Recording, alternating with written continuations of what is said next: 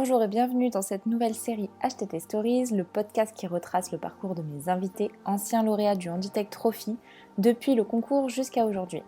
Je suis Marion, chef de projet communication et événementiel chez Job in Live, cabinet de recrutement et agence de communication RH à l'origine du Handitech Trophy. Aujourd'hui, je reçois Laurent Delannoy, président et cofondateur d'Avencode, une start-up qui emploie des personnes handicapées pour des postes de développement informatique. Bonne écoute à toutes et à tous.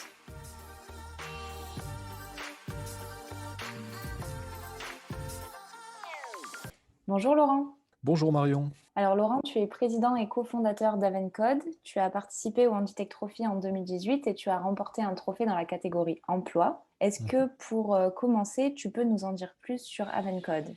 Alors Avencode est une entreprise adaptée de services du numérique, qui veut dire que nous sommes une société informatique sociale qui travaille à l'inclusion de personnes en situation de handicap au sein des métiers du numérique, plus précisément développeurs et analystes programmeurs, avec une particularité de travailler en majorité avec des personnes que l'on dit issues de la neurodiversité, qui sont des personnes qui ont un système autistique de type Asperger ou haut potentiel. Et pourquoi justement une personne, par exemple une personne avec un trouble autistique, collerait plus parfaitement à ce type de poste ? L'autisme et les personnes avec autisme sont aussi différentes que les personnes qui ne sont pas autistes. Donc, on a vraiment des individus avec leurs spécificités. Par contre, dans le système de fonctionnement, il y a des choses que l'on trouve et qui sont très adaptées aux attentes de ces métiers. Alors, pour être plus précis, on parle de sens du détail. Une personne avec un système autistique va vraiment aller chercher le détail, une très grande rigueur et aussi une très grande capacité d'analyse. Du coup, dans Avencode,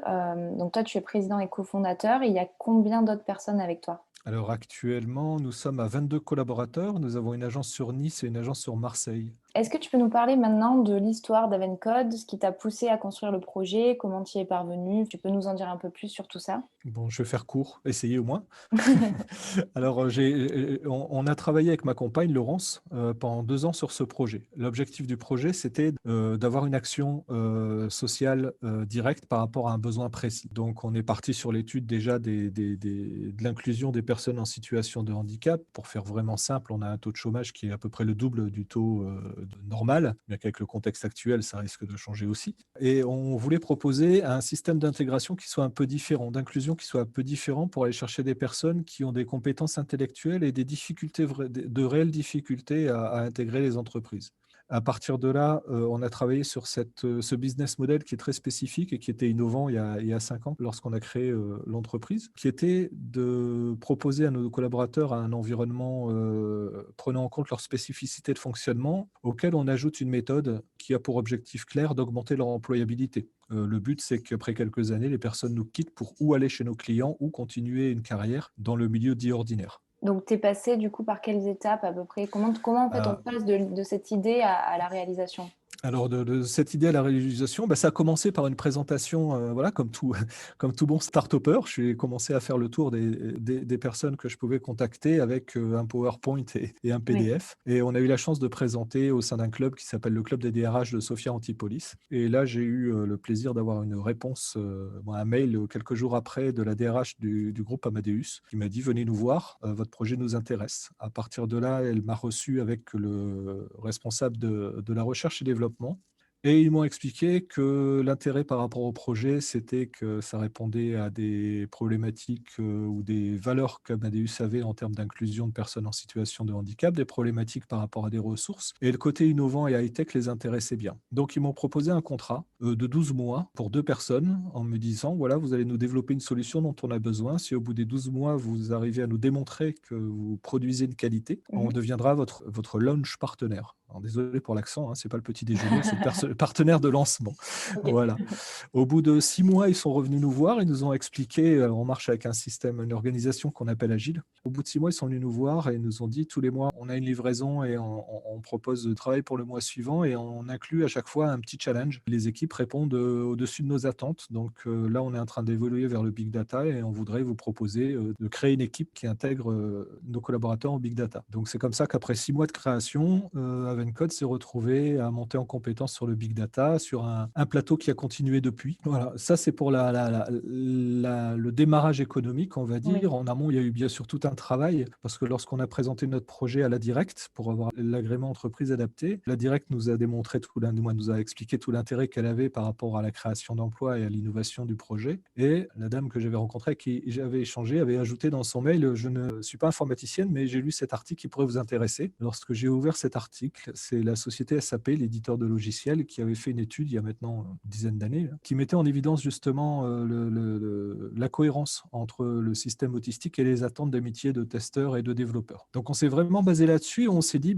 qu'est-ce que l'autisme et qui sont ces personnes avec un système autistique. On est allé voir une association qui nous a accueillis à bras ouverts. On a participé à des ateliers où participaient des personnes adultes autistes et le thème était pourquoi ça ne fonctionne pas et qu'est-ce qu'on peut faire pour essayer de s'intégrer dans les entreprises. On évalue à peu près entre 400 et 450 000 autistes en France. On doit être entre, je crois, 20% d'occupation et 14% d'emploi. Sachant que cette population est principalement composée de personnes qui sont sans problématiques Oui. intellectuelles, sans défauts intellectuels. Donc, ce qui fait qu'on a des personnes qui ont une certaine intelligence qui pourrait servir, et ça on l'a démontré depuis, qui sont chez elles avec une réelle motivation. Les gens se lèvent le matin en se disant qu'est-ce que je peux faire pour que j'arrive à m'intégrer dans la société par le travail. Cette motivation, je l'ai rarement vue. Donc c'est quelque chose qui nous a choqué aussi avec Laurence. Et donc après, on est allé voir le Centre de ressources autistiques, qui est un organisme médical national qui aide au diagnostic et aux professionnels médicaux qui évoluent au sein du périmètre autistique. Et on leur a présenté le projet, on leur a dit voilà, on voudrait faire ça, mais on ne peut pas le faire sans vous, parce que c'est des personnes sensibles et on ne connaît pas bien, on ne veut pas faire de bêtises, quoi. Après quelques jours, ils ont décidé de nous accompagner, donc on a créé un environnement spécifique et ils nous aident encore.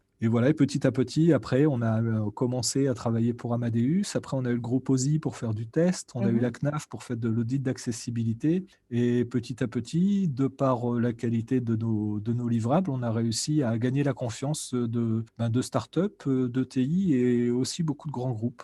Et juste par curiosité, quel est ton parcours professionnel et aussi celui de Laurence, ta compagne, avant tout ça?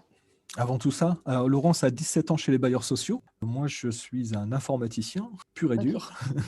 J'ai à peu près 40 ans de consulting derrière moi, 35, des spécialisations dans la gestion de projets stratégiques pour des groupes internationaux. Après quoi, alors là, ça a carrément impacté nos décisions aussi. J'ai mon frère et ma sœur qui sont en situation de handicap. Et j'ai aussi eu l'occasion d'aller travailler pendant 4 ans dans ce qu'on appelle l'Afrique subsaharienne, qui sont des endroits où on ne va pas souvent en vacances. Quand on rentre en France, on se dit qu'il y a des belles choses à faire et d'où cette démarche à être acteur social avec Laurence. C'était juste par curiosité, mais effectivement, ça peut expliquer le pourquoi du comment. Du coup, on va passer maintenant à ta participation au Handitech Trophy en 2018. Donc, Avencode a remporté le trophée dans la catégorie santé. Est-ce que tu t'en souviens un peu? Est-ce que tu peux nous en parler? Ah, mais je m'en souviens très bien, surtout de la remise des prix Ah, qui bah s'était oui. faite à Paris. Voilà, qui s'était faite à Paris. Nous, on est toujours, on était une petite entreprise et donc on cherchait à pouvoir avoir de la communication. On a présenté notre candidature vraiment sans trop y croire.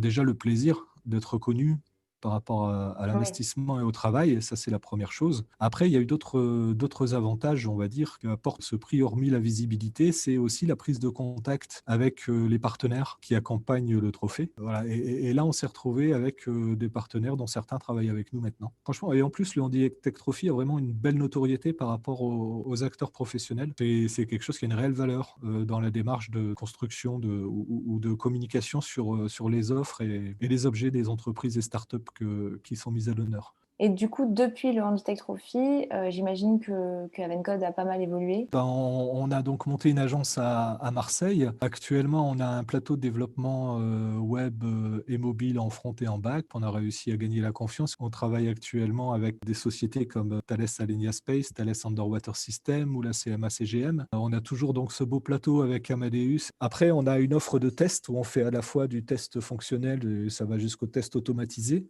Alors là, on a quelques clients. Il y a Airbus Hélicoptère, Dassault Systèmes, General Electric Healthcare, une très belle entreprise qui est venue s'installer la moitié de sa recherche et développement à Sophia Antipolis, qui s'appelle Symfony.com, une licorne américaine. Aussi un autre service qui est un service d'audit d'accessibilité. C'est basé sur un référentiel qui s'appelle le RJ2A V4 et qui permet d'avoir un label comme quoi les services en ligne sont accessibles aux personnes en situation de handicap qui ont principalement des problématiques de vue et d'ouïe. Voilà, et là, on a monté le service avec la CNAF, ça fait 2 ans. Et là, dernièrement aussi, ça nous a permis de continuer et de survivre à la crise économique. Et la bonne nouvelle, c'est que nous ont appris en ce début d'année qu'ils allaient tripler le périmètre parce qu'ils ont eu leur premier retour et que voilà, la qualité était au-dessus de leurs attentes. Ok, donc de belles évolutions. Et du coup, quel est le futur pour Avencode? De quoi vous avez besoin? Quelles sont les prochaines étapes? Nous, comme vous l'avez compris, notre objectif est de créer de l'emploi pour des personnes en situation de handicap pour leur permettre d'évoluer vers le milieu ordinaire. Le principal besoin, c'est de rencontrer des entreprises ou des personnes qui ont la possibilité de nous confier des missions par rapport à nos services. Cela nous permet de créer de l'emploi, ça permet de répondre à la pénurie de testeurs et de développeurs, ça permet de répondre aux obligations de la loi diversité 2005 et ça permet aussi de découvrir une autre intelligence. Et la première chose dont on a besoin, c'est des personnes qui ont envie de tenter l'expérience, de travailler avec des personnes qui sont neuroatypiques et d'avoir une action à la fois qualitative en termes d'opérationnel et sociale en termes de valeur.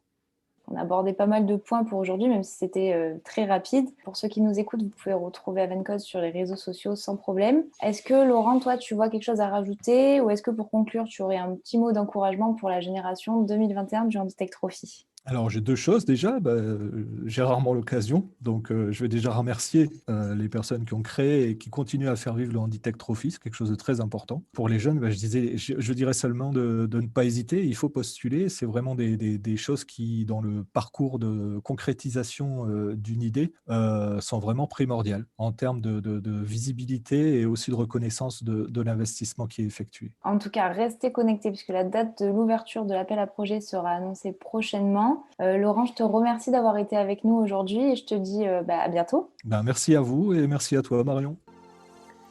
Merci beaucoup pour votre écoute. Avant de nous quitter, si vous avez aimé ce podcast, n'hésitez pas à nous le dire en commentaire et à vous abonner à nos réseaux sociaux si ce n'est pas déjà fait. Rendez-vous très vite pour un nouvel épisode HTT Stories.